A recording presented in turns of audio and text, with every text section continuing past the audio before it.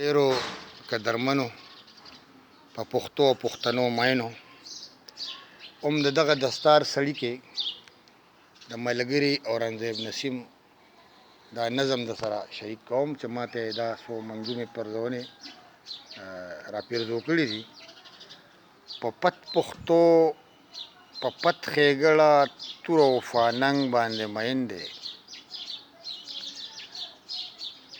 په پت ښېګړه توره وفاننګ باندې مین دی. پښتون د ښه شاعر دی، هر کلام د ده شیرین دی، او په خوی خصلت درویش دی، نور په زړه باندې باچا دی. په خوی خصلت درویش دی، نور په زړه باندې باچا دی. د وخت د بادارانو پروا نه لري سنګین دی. په خوی خصلت درویش دی، نور په زړه باندې باچا دی. د وخت د بادارانو پروا نه لري سنګین دی. او د مینې د خلوص د محبت د کار سړی دی. د مینې د خلوص د محبت د کار سړی دی. محفل د شاعرانو ذکر د باندې رنگین دی. د مینې د خلوص د محبت د کار سړی دی. محفل د شاعرانو ذکر د باندې رنگین دی. او د مینې نغمه‌ګر دی، شاعرۍ کې اثر دی. د مینې نغمه‌ګر دی، شاعرۍ کې منتر دی. د شعر د شاعرۍ په زور او زیر پوهه دی، ذهین دی. د مینې نغمه‌ګر دی، شاعرۍ کې منتر دی. د شعر د شاعرۍ په زور او زیر پوهه دی، ذهین دی. او زاریږي د یارانو زاریږي د یارانو نه، یاران ترې نزاریږي. ملګرو په توستی د ده د هر چا آفرین دی. زاریږي د یارانو نه، یاران ترې نزاریږي. ملګرو په دوستی د ده د هر یو آفرین دی.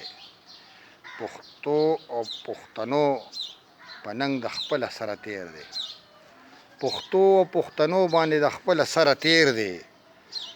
ادب د پښتونخوا ملګرو د باندې حسین دی. پښتو او پښتنو په ننګ د خپله سره تیر دی. ادب د پښتونخوا ملګرو د باندې حسین دی. او د ټولې پښتونخوا د پښتنو د زړګي سر دی.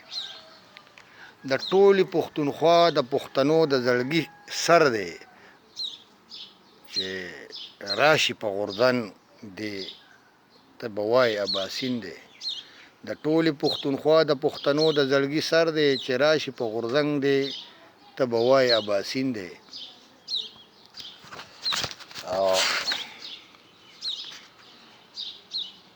د تورې د کلم هم د امن پیغمبر دی. د تورې د کلم هم د امن پیغمبر دی. د عدم تشدد په فلسفه د ده یقین دی.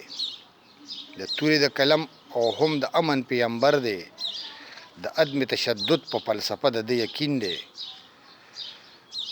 او د لوړ خیبر د غره په شان محکم په ځای ولاړ دی. د لوړ خیبر د غره په شان محکم په ځای ولاړ دی. الوت یې د ادب اسمان ته کړی دی، شاهین دی. او ښایسته پې ای ملګرو د پښتو ادبستان دی.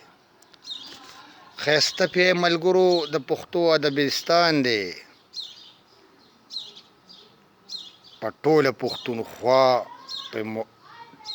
د ټوله پښتونخوا پې معطره ګلورین دی. ښایسته پې ای ملګرو د پښتو ادبستان دی. په د ټوله پښتونخوا پرې معطره ګلورین دی. دا زه چې یادومه ای نسیمه نو دا څوک دی. دا زه چې یادومه ای نسیمه چې دا څوک دی. ادب د پښتونخوا چې پرې ګلزار دی، دا غمګین دی. دا زه چې یادومه ای نسیمه چې دا څوک دی. دا زه چې یادومه ای نسیمه نو دا څوک دی. ادب د پښتونخوا چې پرې ګلزار دی، دا غمګین دی. ادب د پښتونخوا چې پرې ګلزار دی، دا غمګین دی.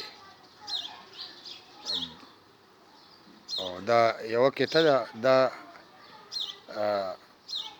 خدای بخلي منشي بلال احمد ملال بابا په 88 کې لیکلې ده، په دام د دستار سړي کې چاپ ده. په مایارو کې زلمی شاعر غمګین دی، ځکه وایم په شاعرونو کې رنګین دی. شرافت او صداقت نه معلومیږي، شرافت او صداقت نه معلومیږي. کړو وړه او ستړي مشي کې سنګین دی، کړو وړه او ستړي مشي کې سنګین دی. ډېره مننه، د الله په امان.